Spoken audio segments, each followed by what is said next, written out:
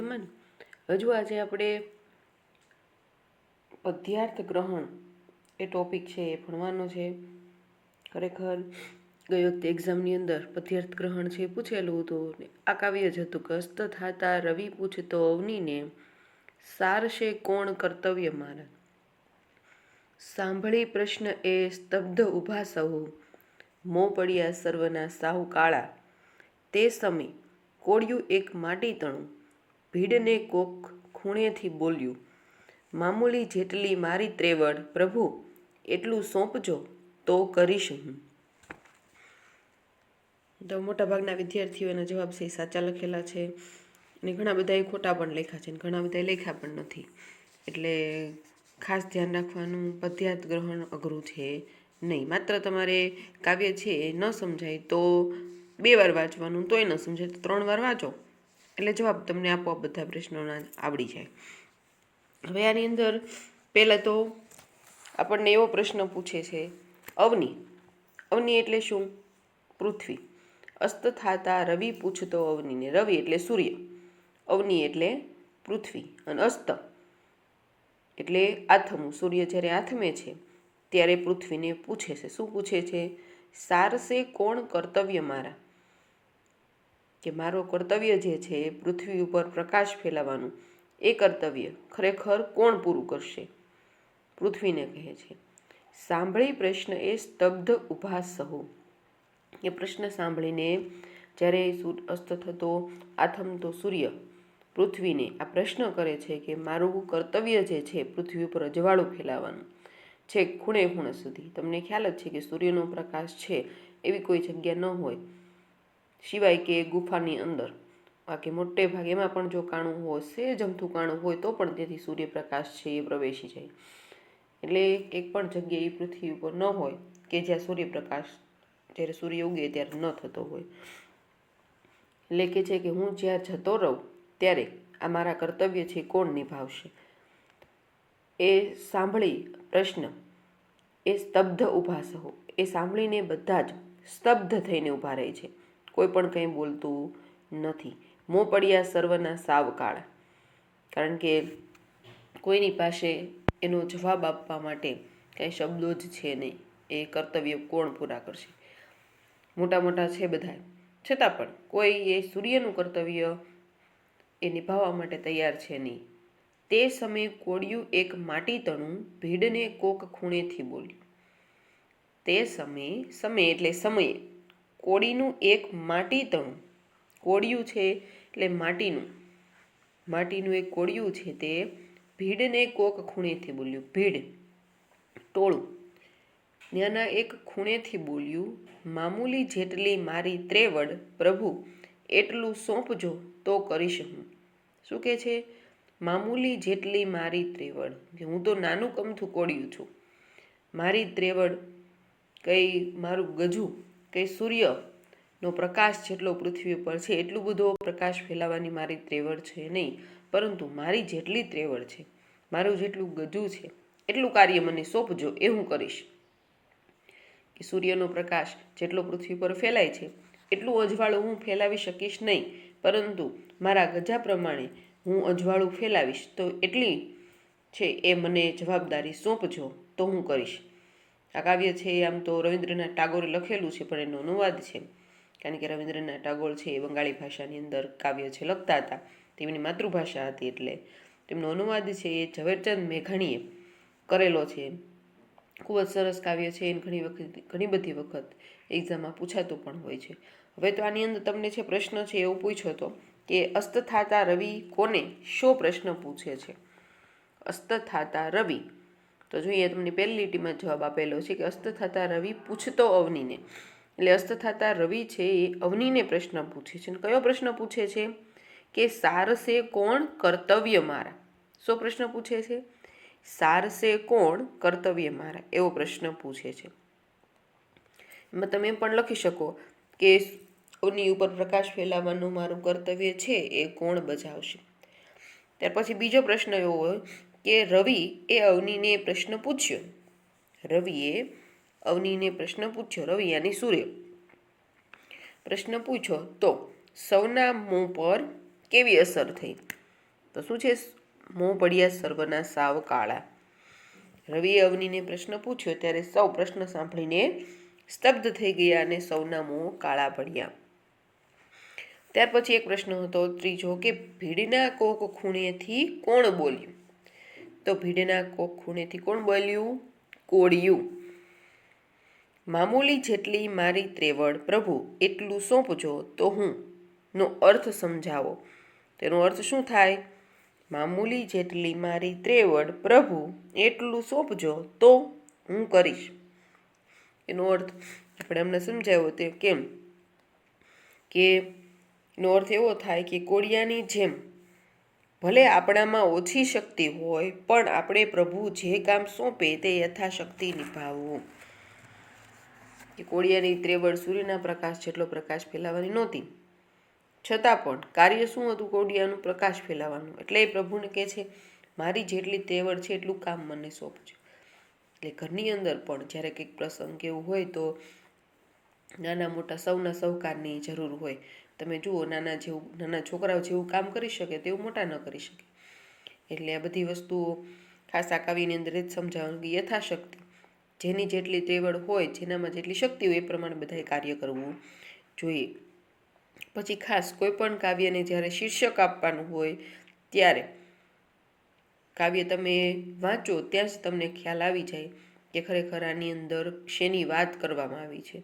તો આખા કાવ્યની અંદર જે મહત્વનો ટોપિક હોય, જેના વિશે વાત કરવામાં આવી હોય, જેનું મહત્વ હોય એ જ એનું શીર્ષક કહેવાય. તો અહીંયા આ કાવ્યનું શીર્ષક થાય છે કોળિયું.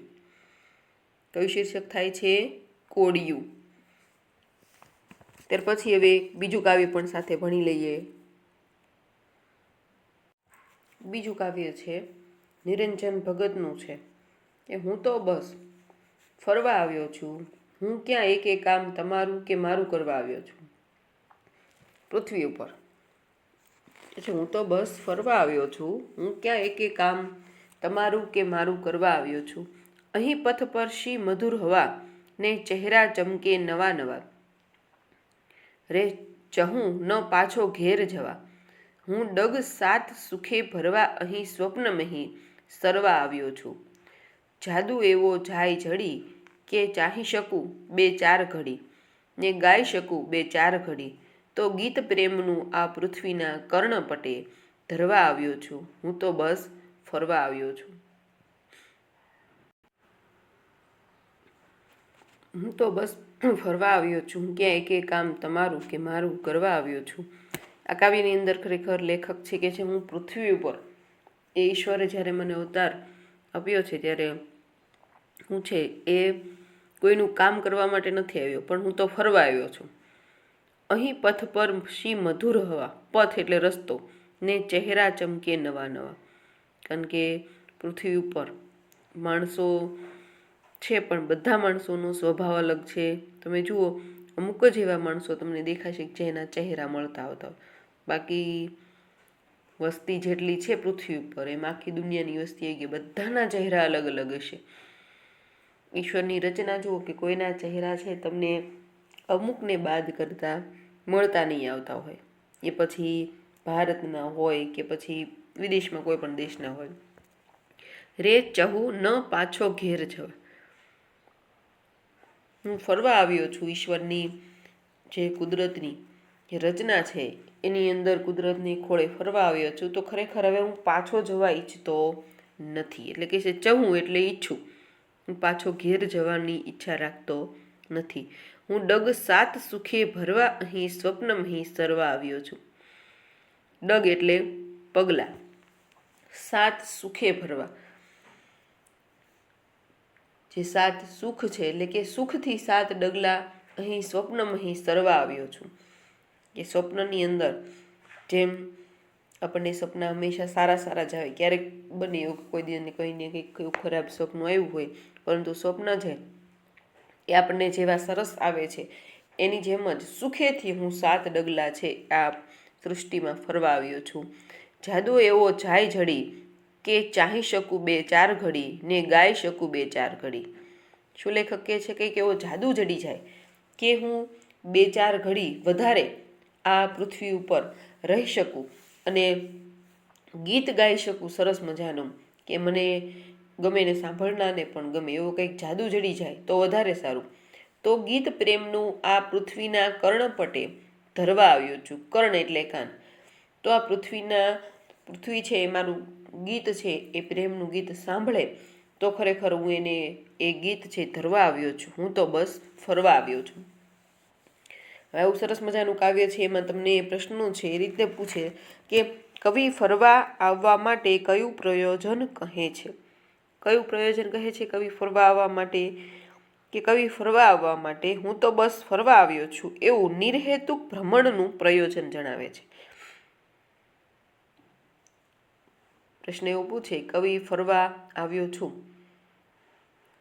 તો એમના માટે કયું પ્રયોજન, એટલે કે શા માટે પ્રયોજન, એટલે કે શા માટે, કયા કારણસર છે ફરવા આવ્યા છે. તો શું કહે છે લેખક કે હું તો એક કામ તમારું કે મારું કરવા આવ્યો નથી, હું તો માત્ર ફરવા આવ્યો છું. એટલે કે નિર્હેતુક, હેતુ વગરનું ભ્રમણ કરવાનું દર્શાવે છે. ત્યાર પછી બીજો પ્રશ્ન એવો પૂછે કે કવિ ફરતા ફરતા શું કરવા આવ્યા છે. તો કવિ ફરતા ફરતા સ્વપ્નમાં સરી જવા આવ્યા છે, સ્વપ્નમાં જતા રહ્યા. ત્યાર પછી ત્રીજો પ્રશ્ન છે કે કવિ ફરતા ફરતા શું શું જુએ છે. તો કવિ ફરતા ફરતા શું જુએ છે, જો અહીંયા તમને આપેલું છે પથ પર શી મધુર હવા, કેવી સુંદર મજાની આબોહવા છે, પ્રાકૃતિક સૌંદર્ય છે રસ્તા પર. એટલે કવિ ફરતા ફરતા નવા નવા ચમકતા ચહેરા, સરસ મજાનો મીઠી અને મધુર એવી હવા જુએ છે. પ્રશ્ન 4 તમને પૂછે કે ફરવાને અંતે કવિને કેવો અનુભવ થાય છે. તો ફરવાને અંતે કવિને અનુભવ થાય છે કે એવો કોઈ જાદુ જડી જાય તો એમને 2 ઘડી ચાહવું, ગીતની 2-4 કડી ગાવી છે અને પૃથ્વીના કર્ણપટે પ્રેમનું ગીત ધરી દેવું છે. ત્યાર પછી કાવ્યને યોગ્ય શીર્ષક આપો. તો શીર્ષકની અંદર આવશે શેની વાત કરી છે, આખા કાવ્યની અંદર ફરવાની વાત છે. તો શું શીર્ષક આવશે? ફરવા આવ્યો છું. હવે તમને એક કાવ્ય છે એ પદ્યાત ગ્રહણ માટે એક આપી દઉં છું. એ કાવ્યની અંદર તમારે કાવ્ય લખી નાખવાનું તમારી બુકની અંદર.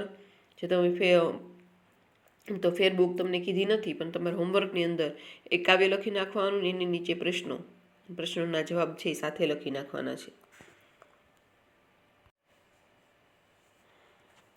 હવે આ કાવ્ય છે, આ કાવ્ય તમારે બધાએ તમારી બુકની અંદર લખી નાખવાનું છે કે ઓચિંતું કોઈ મને રસ્તે મળે ને કદી ધીરેથી પૂછે કે કેમ છે, આપણે તો કહીએ કે દરિયાશી મોજમાં ને ઉપરથી કુદરતની રહેમ છે.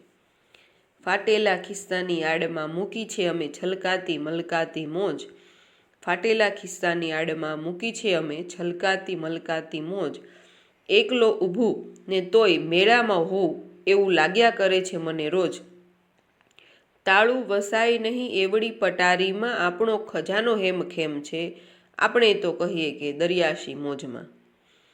આંખોમાં પાણી તો આવે ને જાય, આંખોમાં પાણી આવે ને જાય, નથી ભીતર ભીનાશ થતી ઓછી, વધઘટનો કાંઠાઓ રાખે હિસાબ, નથી પરવા સમંદરને હોતી.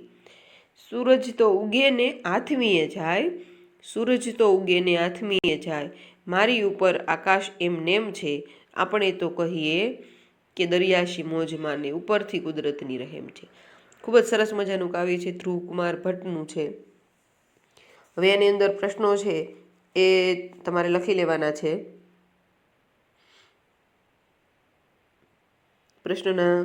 પહેલો પ્રશ્ન છે કે કોઈ પૂછે કે કેમ છે. કોઈ પૂછે કે કેમ છે તો પ્રશ્નનો કવિ શો ઉત્તર આપે છે. બીજો પ્રશ્ન છે કે કવિ પાસે કયો ખજાનો છે. કવિ પાસે કયો ખજાનો છે અને કવિએ પોતાના ખજાનાને હેમખેમ કેમ કહ્યો છે. 2 પ્રશ્નો ભેગા છે. કવિ પાસે કયો ખજાનો છે અને કવિએ પોતાના ખજાનાને હેમખેમ કેમ કહ્યો છે. પ્રશ્ન 3 સમંદર શેની પરવા કરતો નથી. સમંદર શેની પરવા કરતો નથી અને આકાશ પર શેની અસર થતી નથી. સમંદર શેની પરવા કરતો નથી અને આકાશ પર શેની અસર થતી નથી? પ્રશ્ન 4 છે કે કવિના હૃદય પર શેની અસર થતી નથી? પ્રશ્ન 4, કવિના હૃદય પર શેની અસર થતી નથી? પ્રશ્ન 5 છે કે કાવ્યને યોગ્ય શીર્ષક આપો. કાવ્યને યોગ્ય શીર્ષક આપો. આ તમારું હોમવર્ક છે, એટલે બધાએ ફરજિયાત તમે જે બુકની અંદર હોમવર્ક કરતા હોય એ બુકની અંદર ફરજિયાત બધાએ કરી નાખવાનું છે. પછી જુઓ, એક વિચાર વિસ્તાર છે, તમને એક્ઝામની અંદર પૂછાતો હોય છે. વિચાર વિસ્તાર એટલે કોઈ પણ બે પંક્તિ આપેલું હોય, એ તમારા પાઠ્યપુસ્તકમાંથી હોતી નથી, બહારથી. એટલે વિચાર વિસ્તાર માટે બે પંક્તિ આપેલી હોય તો તમારે એનો વિચાર વિસ્તાર કરવાનો હોય છે. ખરેખર આ પંક્તિમાં કહેવા શું માંગે છે? તો અહીંયા એક પંક્તિ છે કે રેલાઈ આવતી છોને બધી ખારાશ પૃથ્વીની, સિંધુના ઓરમાંથી તો ઉઠશે અમી વાદળી. રેલાઈ આવતી, તમને ખ્યાલ જ છે કે ઘણી બધી નદીઓ હોય ને કચરો હોય કે બધું જ જઈને દરિયાની અંદર ભેગું થાય છે. એટલે કે છે રેલાઈ આવતી છોને બધી ખારાશ પૃથ્વીની. પૃથ્વીની અંદર જે કંઈ કચરો છે ને જે નદીઓનું ગંધારું પાણી હોય કે જે હોય બધું જ દરિયાને જઈને મળે છે. સિંધુના ઉરમાંથી તો ઉઠશે અમી વાદળી. સિંધુ એટલે દરિયો. દરિયાના ઉરમાંથી એટલે ભલે પૃથ્વીની અંદરથી જે કંઈ ખારાશ હોય કે જે કંઈ પણ હોય બધું ભલે દરિયામાં ભેગું થતું હોય, પણ દરિયાના ઉદરમાંથી તો હંમેશા ઉઠશે અમી વાદળી. એટલે કે મીઠું પાણીના વાદળ છે. દરિયાની અંદર ભલે આખો દરિયો ખારો હોય પણ એના દરિયામાંથી જે વાદળો બંધાય છે એનામાંથી, જે તમે પ્રક્રિયા બધી જોઈ દેશે, વિજ્ઞાનની અંદર ભણ્યા હશો, તો એ વાદળો છે એ હંમેશા મીઠા પાણીના બંધાય છે. વાદળ કોઈ દિવસ ખારું પાણી વરસાવતું નથી. એટલે ખરેખર અહીંયા પરોપકારનું વાત કરવામાં આવી છે. કોની વાત કરવામાં આવી છે? પરોપકારની. કે પ્રસ્તુત પંક્તિઓમાં કવિએ સિંધુ એટલે કે સમુદ્રના ઉદાહરણ દ્વારા આપણને મહાન પુરુષોના હૃદયની વિશાળતાના દર્શન કરાવ્યા છે. કે મહાન પુરુષોનું હૃદય છે કેવું વિશાળ હોય છે, કે નાળિયેર કરતાં પણ કેવું છે? નાળિયેર જેવું મીઠું હોય છે. ઉપરથી ભલે તમને કઠણ દેખાય પણ અંદરથી એ મીઠા પાણી જેવું હોય છે. એટલે ઉપરથી કઠોર હોય પરંતુ અંદરથી એ કોમળ હોય છે. બોર જેવું હોતું નથી કે ઉપરથી કોમળ અને અંદરથી કઠણ, એવું હોતું નથી. એમાં નાળિયેરના ટોપરા જેવું હોય છે કે ઉપરથી કઠણ દેખાય તમને પણ અંદરથી ખરેખર કોમળ મીઠું હોય છે. એટલે મહાપુરુષોના હૃદયની વાત છે અહીં કરવામાં આવી છે. તો પૃથ્વી પરની ખારાશ નદીઓને માર્ગે સાગરમાં વહી જાય છે. એ હમણાં તમને વાત કરી તેમ કે નદી નાળા પોતાની સાથે રેતી, કાંકરા, માટી, કાદવ, કચરો, ગંદકી વગેરે ખસેડીને લઈ જઈ સાગરમાં ઠાલવે છે. સાગર પોતાના વિશાળ પેટાળમાં તેને સમાવી લે છે. દરિયા તો પરોપકારના ઉદાહરણ હોય તો ઘણા બધા આવે એની અંદર. વૃક્ષ, નદી, ઝરણા, ઘણા બધા. અને ચંદનનું વૃક્ષ, એ ટૂંકમાં વૃક્ષની અંદર બધા પ્રકારના વૃક્ષ છે આવી જાય છે કે પોતાની ઉપર એ ખરેખર મુશ્કેલીઓ વેઠીને પણ પોતાનું જે ઉદારતાનો ગુણ છે એ છોડતા નથી. ત્યાર પછી કહે છે કે સાગરનું દિલ ઉદાર છે. તે જગતભરની ખારાશને પોતાના અંતરમાં સમાવીને જગતને મધુર સ્વાદવાળા પાણીથી ભરેલા વાદળા ભેટ આપે છે. આ વાદળા વરસે છે ત્યારે તેના મીઠા જળથી જગતની તરસ છીપે છે. એટલે ખરેખર પરોપકારનું ઉત્તમ ઉદાહરણ છે એ દરિયો છે. સિંધુ એટલે દરિયો. એટલે આ શબ્દો ઘણી વખત વિદ્યાર્થીઓનું આમ બધું સમજે પણ સિંધુ શબ્દનો અર્થ શું થાય એ ન સમજે. એટલે આ વસ્તુ છે ખાસ ધ્યાન રાખવાની. હવે તમારે બધાએ આ પણ વિચાર વિસ્તાર છે એ પણ ખાસ ધ્યાન રાખવાનો કે વિચાર વિસ્તાર જ્યારે પૂછાય પહેલાં ત્યારે પંક્તિની અંદર જે કહેવા માગે છે એ પહેલાં સમજી લેવાનું, ત્યાર પછી લખવાની શરૂઆત કરવાની.